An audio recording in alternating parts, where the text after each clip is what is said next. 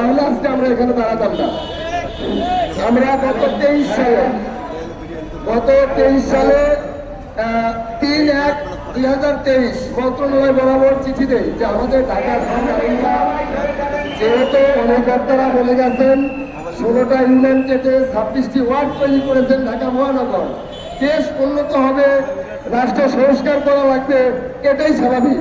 তা আপনি আমাকে যে জায়গা দেখিয়ে রেজিস্ট্রেশন দিলেন ঢাকা গাড়ি চলা 12,000, সেখান থেকে যে আপনি 141 বর্গকিলো কেটে ঢাকা মহানগর বৃদ্ধি করলেন, তাহলে আমি যাবো কোথায়? একবারও কি ভেবেছেন?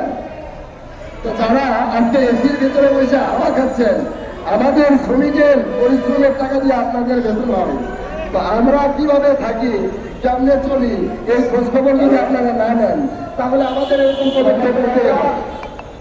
আজকে আমরা আমি বেশি বক্তব্য দিব না। 2000 গাড়ি কেন চলতে পারবে না? এর জবাবদিহিতা করতে হবে আপনাদের। একদিন আপনাদের কাজ করে দেওয়াতে হবে। কি কারণে আমার চালকরা, এই চালকের পরিবাররা অর্থহারে অনাহারে দিনাতিপাত করছে, জবাব দিতে হবে। প্রিয় বন্ধুগণ, আজকে পুলিশ প্রধান বরাবর স্মারকলিপি দেওয়া হবে, কমিশনার বরাবর আমরা স্মারকলিপি দিব। সকল সাংবাদিকরা থাকবেন, আমাদের জবাব দিতে হবে অথবা আমাদের গাড়ি চালাতে দিতে হবে। আর যদি আমাদের অল্প সময়ের মধ্যে এই গাড়ি চালানোর সিদ্ধান্ত দেওয়া না হয়, ঢাকা চট্টগ্রামে আমাদের যে ঐক্য পরিষদ আছে, প্রায় 17টি বেসিক ইউনিয়ন, ঢাকা ও চট্টগ্রাম জেলা সিএনজি অটোরিক্সা শ্রমিক ঐক্য পরিষদ এবং সিএনজি অটোরিক্সা মালিক শ্রমিক কল্যাণ সোসাইটি ঐক্য, যারা সকাল থেকে অনেক পরিশ্রম করে ছেলে মেয়ে, এখন আমরা একটা দাবির জন্য আছি।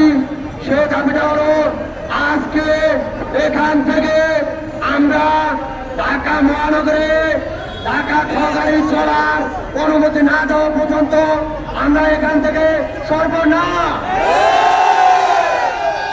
আমরা এখন পুলিশ কমিশনারের বরাবর স্মারকলিপি দিতে আমরা লিপি দিয়ে যাব।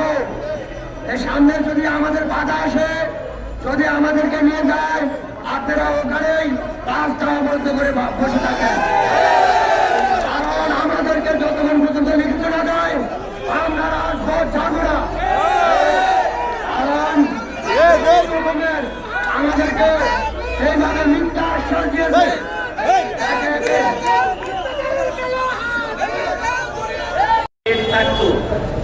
তাহলে বর্তমান যে সেট সারা ঢাকা সহ বাংলাদেশে ট্রাফিক পুলিশ আছে, এই সেট সবগুলি জেলখানায় থাকতো।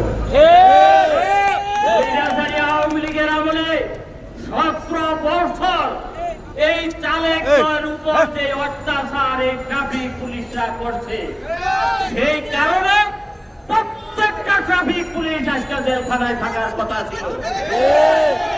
দুঃখের বিষয়, কপালের ফের, আমরা আবার আজকা এই জেলখানার কয়েদির কাছে দাবি দিয়া যাইতে হচ্ছে।